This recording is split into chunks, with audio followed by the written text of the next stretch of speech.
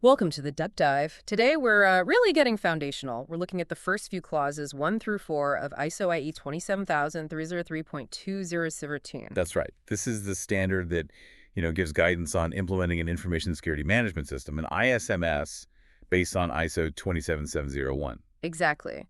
And these first clauses, they can seem a bit dry maybe, but they're crucial. We want to unpack them so they're clear and, well, useful for you right away. Yeah, think of us as your instructors for this bit. Standard docs can be dense, but these opening parts, they set the whole stage: context, definitions, all the basics you need.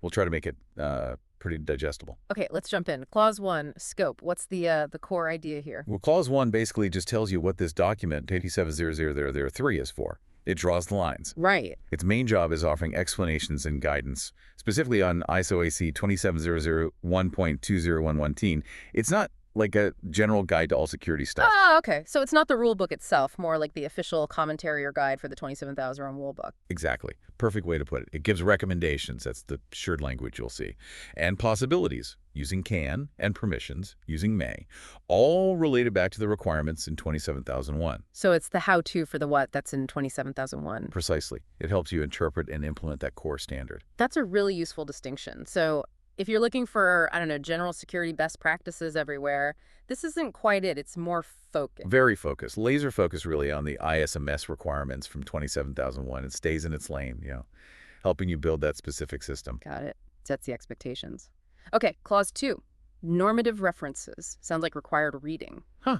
Yeah, you could say that. Normative references are other documents that are essential for applying this standard, 27003. They contain stuff you absolutely need. Okay, so what are they? Which specific documents? There are just two key ones listed. First is ISO IEC 27000.201 STEAM. Yeah. It's the overview and vocabulary one. Ah, the dictionary. Pretty much. It provides all the standard terms and definitions used across the whole ISO 27000 family.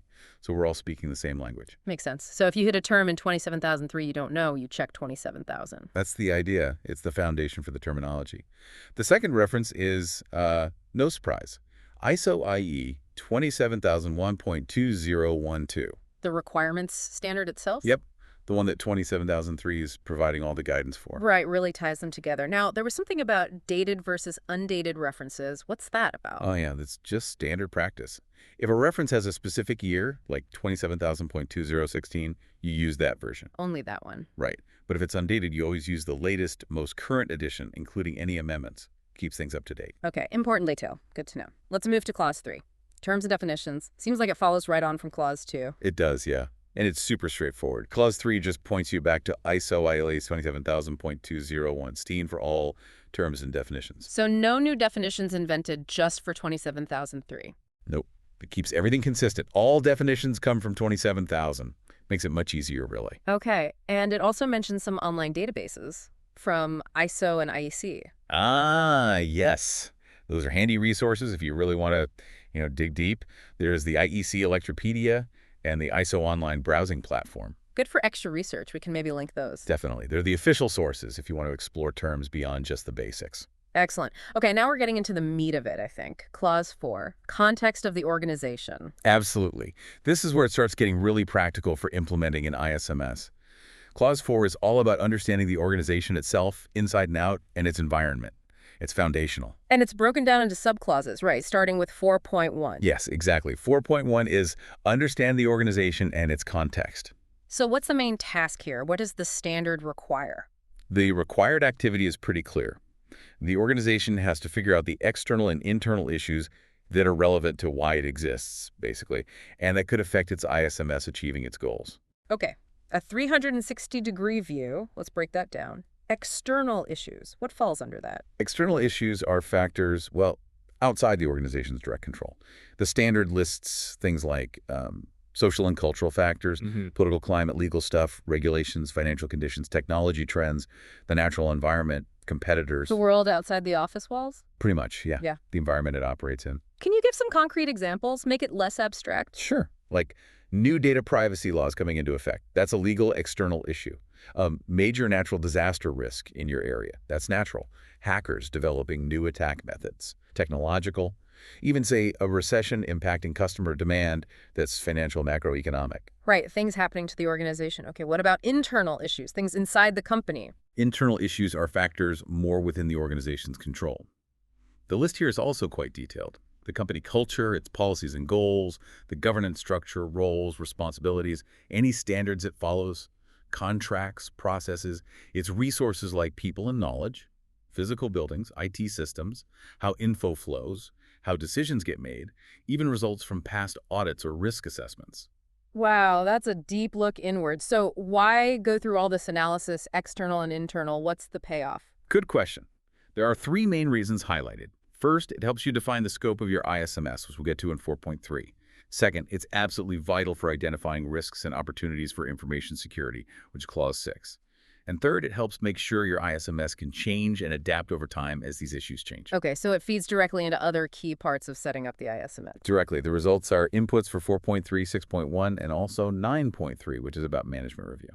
The standard also provides some guidance for 4.1. What are the key pointers there? The main guidance is to really focus on relevance. Don't just list every possible issue. Identify the ones that actually matter to the organization's purpose and specifically how they could affect achieving its information security objectives. So connect the dots back to security. Exactly. Ask, how does this issue impact our security goals? The guidance also gives examples like considering your existing governance, aligning with business objectives, and understanding information flows. And I imagine this isn't something you do once and forget about. Absolutely not.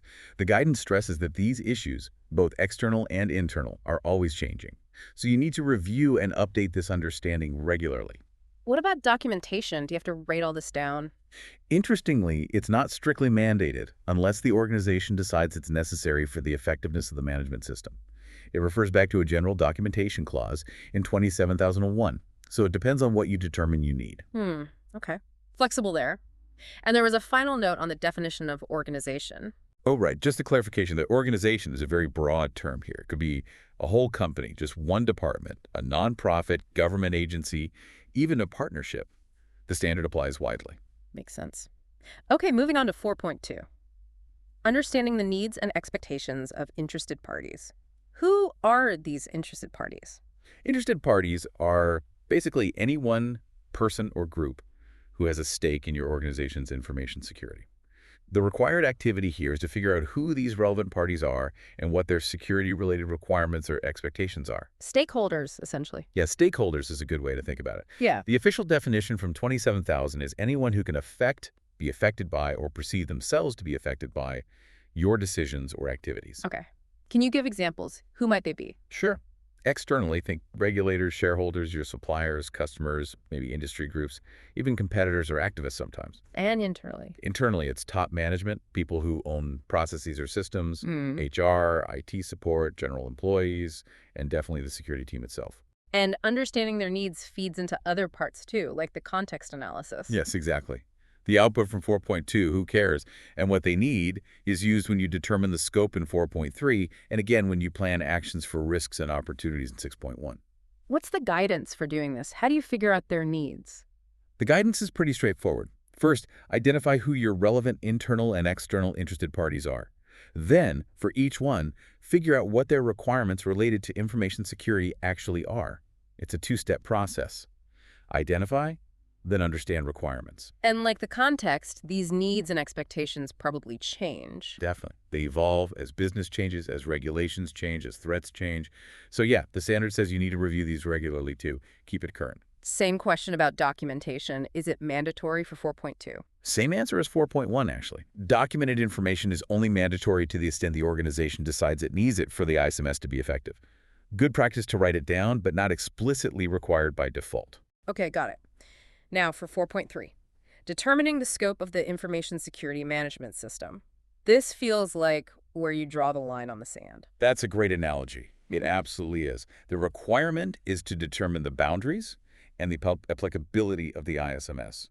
Where does it start and stop? What's covered, what's not? Why is getting this scope definition right so critical? Oh, it's hugely critical.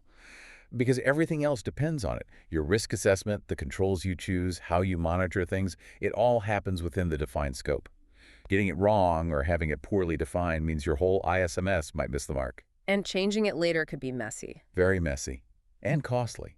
You might have to redo risk assessments, change controls.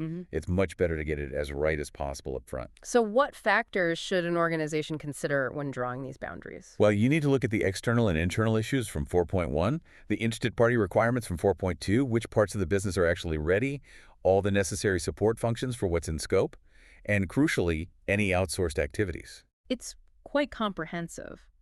What are some examples of how a scope might look? Can it vary a lot? Hugely. It could be very narrow, like just a specific critical business process, or maybe the IT department in one location, or it could be really broad, the entire company worldwide, or maybe the company plus key suppliers involved in a service. Yeah. It depends entirely on the organization's situation and goals. The guidance suggests a kind of step-by-step process for setting the scope.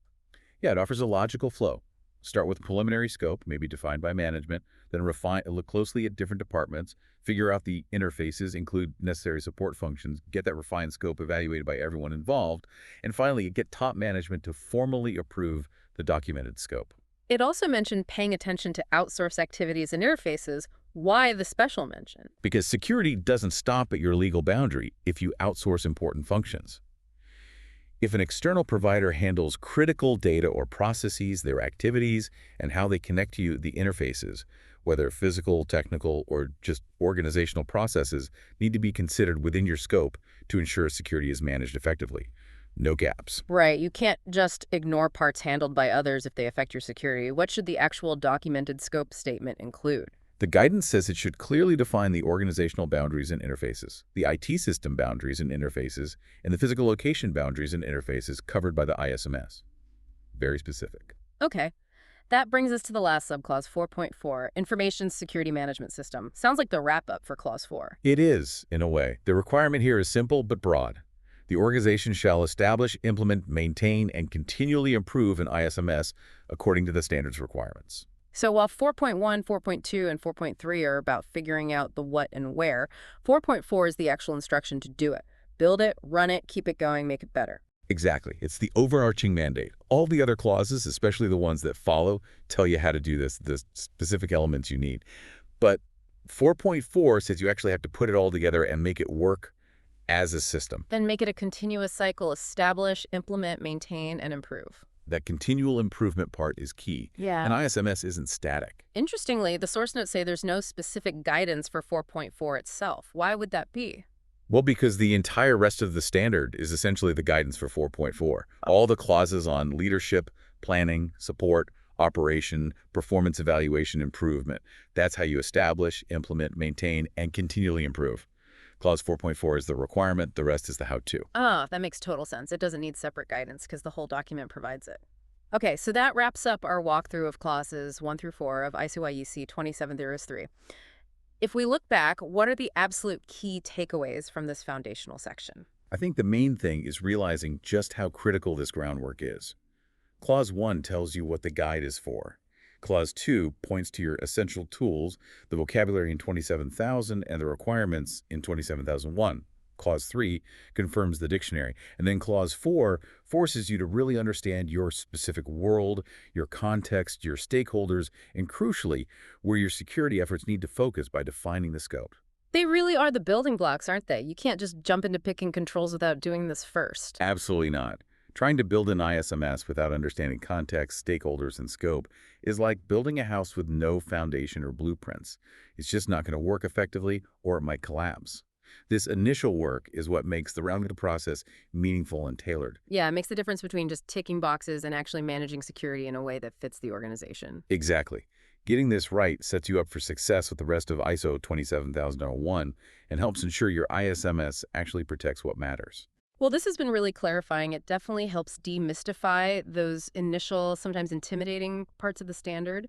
We've laid the foundation quite literally. I'm looking forward to digging into the next set of clauses in our future deep dives. Me too, because understanding this context and scope is absolutely essential for making sense of everything that comes next. The planning, the operations, the checking, the improving, it all flows from here. So a final thought for you, our listener, to maybe chew on. If you think about your own organization or one you know well, what do you think would be the biggest challenge in really nailing down its context or defining a clear, appropriate scope for its information security? Something to ponder. Thanks for joining us on this deep dive.